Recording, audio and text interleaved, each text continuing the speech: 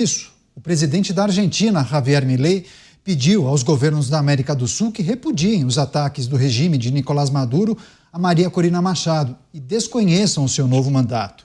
Segundo o liberal, Maduro promove ataques criminosos contra opositores e a população e será marcado por uma das piores ditaduras da história, ao promover um verdadeiro inferno sobre a terra no país. Além de Milei, outros líderes como Gabriel Boric, do Chile, e Joe Biden condenaram os recentes ataques do regime contra a oposição. Os Estados Unidos, inclusive, aumentaram a recompensa para 25 milhões de dólares para quem dar informações, compartilhar informações que levem à prisão de Maduro ou de seu ministro do Interior, Justiça e Paz, Diosdado Cabello. Você, Cristiano Beraldo, 10 dias separam as posses de Nicolás Maduro e Donald Trump. E claro que a gente também precisa considerar, né, Beraldo, o que a administração de Donald Trump pode fazer para conter a ditadura de Nicolás Maduro. E se quiser também comentar as falas de Milei, fique à vontade. Não, certamente. Eu, na verdade, só queria criar uma referência aqui, Durso.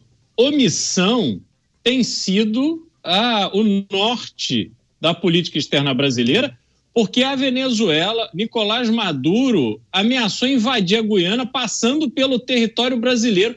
O que é que nós fizemos? Absolutamente nada, a não ser dizer, olha, espera aí, que vai demorar as 2 semanas para a gente mandar equipamento militar para proteger as nossas fronteiras. Quer dizer, somos absolutamente nulos. Ainda estamos naquela época de achar graça de que, vou resolver a guerra entre Rússia e Ucrânia na mesa do bar, tomando uma cervejinha. Quer dizer, esse pensamento que não tem nenhuma conexão com a realidade nos leva a sermos omissos em todos os momentos relevantes para o Brasil, e por isso não somos mais esse líder regional que deveríamos ser pelo tamanho do nosso território, pela quantidade de países com que temos fronteira, o tamanho da nossa população e a nossa relevância econômica. A nossa característica de população tem funcionado cada vez mais contra o país, porque estamos com índices vergonhosos de educação, de produtividade.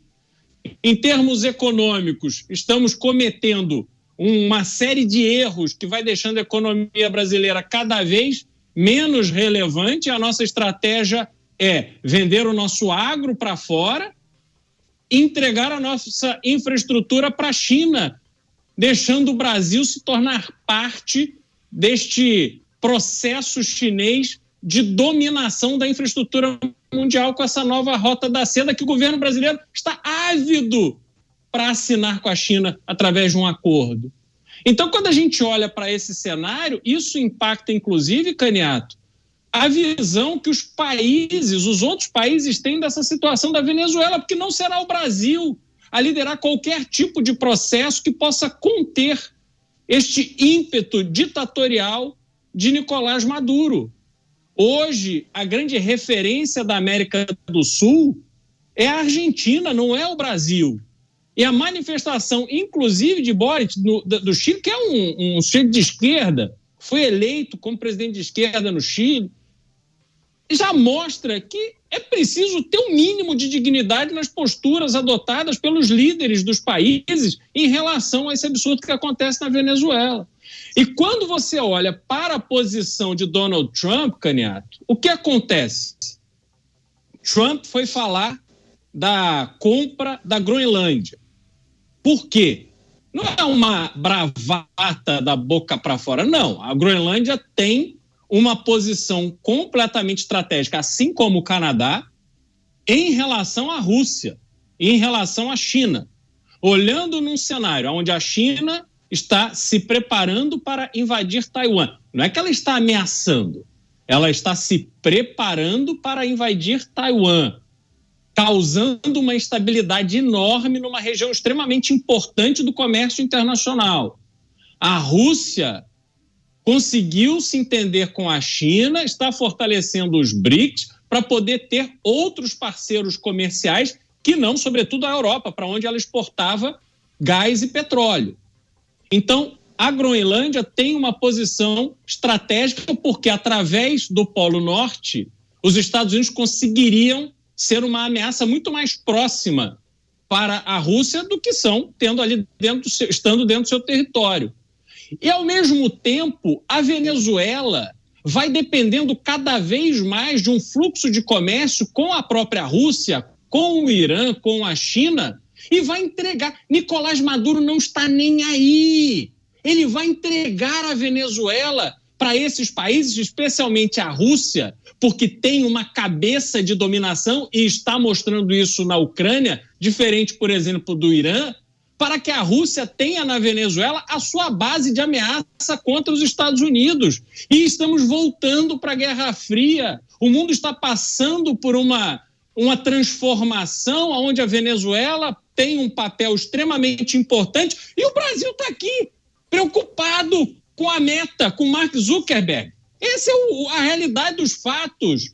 Nós somos os bobões da política internacional, da geopolítica internacional, e continuaremos neste papel pelos próximos anos. Pois é, muitas pessoas se manifestando, inclusive, e a Marlene escreveu o seguinte: fico escutando vocês falarem sobre o que vem por aí, eu fico preocupada. Marlene, fique. Você, delegado Palumbo, quando a gente traz essa reflexão sobre o que poderia fazer a comunidade internacional, havia uma grande expectativa de que um grupo de grandes potências do Ocidente deveria se reunir para pressionar a ditadura de Nicolás Maduro, e muitos entendiam que esse seria o caminho natural, né? Uma vez que ele não comprovou a vitória do processo eleitoral. E aí eu observo muita gente frustrada, né?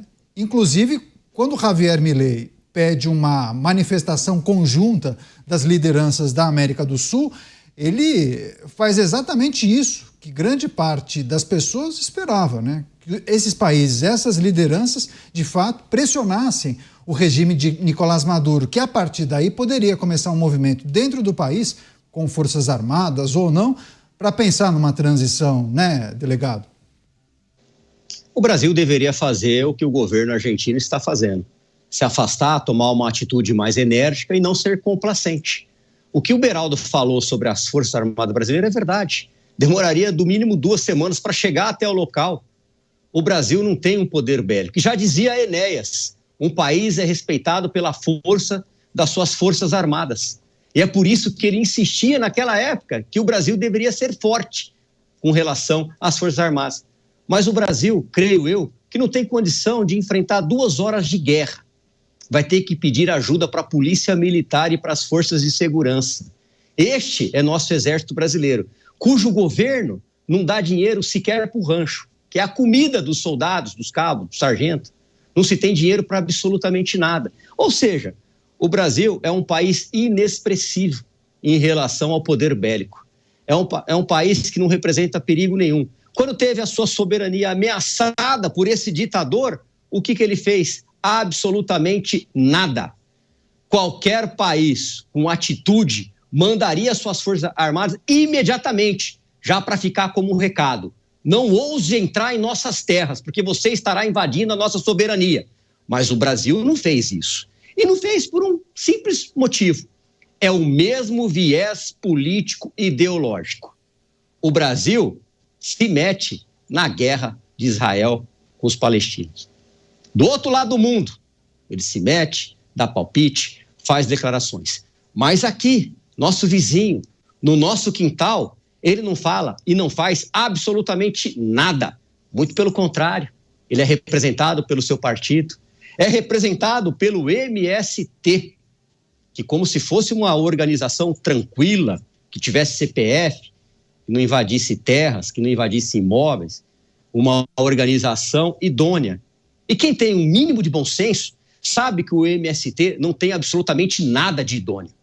É uma organização que invade terras, que toma terras força, inclusive terras produtivas, destruindo o patrimônio de pessoas que suaram para trabalhar para conseguir um bem. E agora nós vemos o nosso governo aqui dando a chancela, dizendo: tá tudo bem, vocês são legitimamente presidente da Venezuela e aí é uma democracia. não é democracia.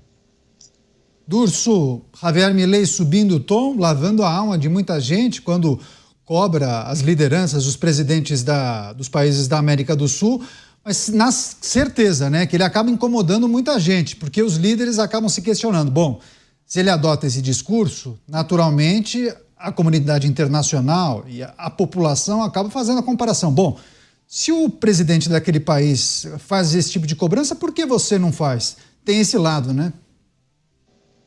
Milei cada vez mais demonstra-se uma figura inteligente, que mesmo fazendo campanha com motosserra e muita gente tendo preocupações como ele seria como gestor, mostra-se um senhor, um indivíduo conservador e que quando necessita subir o tom, ele pontualmente sobe. Não é o padrão de Milei. Eu vi poucas manifestações nesse sentido, mas diante de algo como uma ditadura que o mundo inteiro não apoia e que figuras com o poder de Milei, com o poder de Lula, de figuras que são chefes de Estado, espera-se uma declaração dura contra um ditador duro. E Milei assume o papel quase como liderando essas figuras na América do Sul. O Beraldo bem destacou aqui. A Argentina acaba tomando um papel de protagonismo graças a esse seu gestor, que não é um radical na atuação do executivo, basta ver a sua gestão. Ele toma decisões duras, corta na pele, demitiu 34 mil funcionários públicos e deu uma declaração como esta, mostrando a sua coragem. Mas do ponto de vista econômico, do ponto de vista de relações internacionais, não é um indivíduo que saiu fazendo inimizades por aí, não. É um indivíduo muito inteligente. E agora, com essa declaração, sem dúvida nenhuma, ele força o resto do mundo a, de alguma forma, demonstrar a sua insatisfação. Porque não adianta demonstrar uma insatisfação ficando em cima do muro a dizer: eu não reconheço as eleições, mas eu mando o representante porque me interessa manter o mínimo de relação com a Venezuela, etc. Isso pega mal.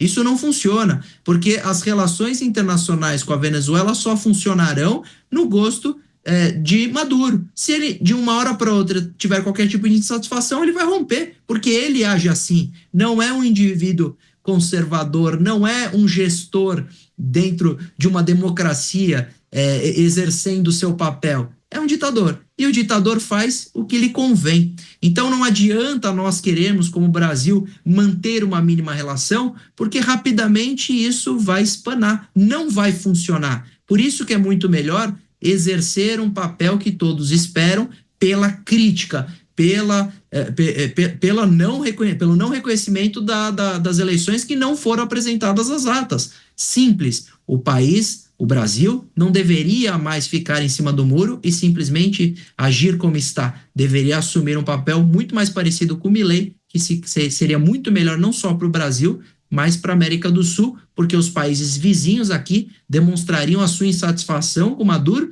e isso poderia ser até uma forma de lhe colocar anteparos e barreiras para Maduro pensar duas vezes antes de sair fazendo aqui as coisas da cabeça dele na América do Sul. Só para fechar, Beraldo, tem um último aspecto da notícia que a gente não chegou a pontuar. Os Estados Unidos aumentaram para 25 milhões de dólares a recompensa para a prisão de Nicolás Maduro e também o governo americano impôs novas sanções contra autoridades da Venezuela. Tudo isso ainda na administração de Joe Biden. Enfim, pegando essas informações para ilustrar um pouco do posicionamento do país, e muitos se questionam aqui, muitos que acompanham o programa, se perguntam, bom, mas informações para a prisão de Nicolás Maduro, mas hoje não foi a posse? Não há informações para caso o governo americano queira entrar no país e prender o ditador? De que maneira isso seria feito? Naturalmente, eu acho que tem uma série de informações sobre direito internacional que a gente poderia tratar aqui. Mas, na verdade, acaba sendo uma informação, uma divulgação muito mais simbólica do que outra coisa, né, Beraldo? Mas, de qualquer forma, a gente também precisa projetar para a chegada de Donald Trump ao poder, né? Se novas sanções poderiam ser impostas ao governo de Maduro. Sem dúvida alguma, o efeito disso é simbólico, né? Para mostrar que estão fazendo alguma coisa, mas não estão fazendo nada. Claro, pode haver aquele momento onde as coisas pareçam que estão mais acomodadas, mais serenas, e aí o Nicolás Maduro resolve passar umas férias no seu iate lá pelo Pacífico e alguém, né, deda ele para o governo americano, recolhe essa grana e o governo americano vai lá e o prende. Mas é muito improvável que alguma coisa dessa natureza aconteça, porque ele está muito consciente, Nicolás Maduro está muito consciente das restrições e dos perigos que ele vive. As sanções impostas, por exemplo, também acho de efeito muito pequeno, porque você tem já uma dinâmica acontecendo ali, sobretudo para venda e compra de petróleo, venda e compra de gás. A Venezuela precisa comprar insumos para viabilizar a sua produção de petróleo. Os Estados Unidos estavam vendendo esses insumos até outro dia, e quando não é os Estados Unidos, a Rússia, o Irã, a China acabam provendo isso para a Venezuela e não tem um efeito prático. Então, é uma situação realmente muito mais simbólica do que qualquer coisa. Com a posse de Donald Trump, eu não acho que as coisas continuarão neste mesmo caminho de ações simbólicas. Eu acho que Donald Trump ou vai estabelecer uma forma de caminhar, estabelecendo os limites, sobretudo porque Donald Trump parece estar muito preocupado com a ameaça russa à soberania dos Estados Unidos, e claramente a Venezuela é um caminho para que a Rússia se aproxime do ponto de vista territorial dos Estados Unidos, mas eu acho que será uma relação bastante mais pragmática do que tem sido atualmente sob a gestão de Joe Biden. Seguiremos atentos. Em qualquer novidade a gente traz aqui na programação.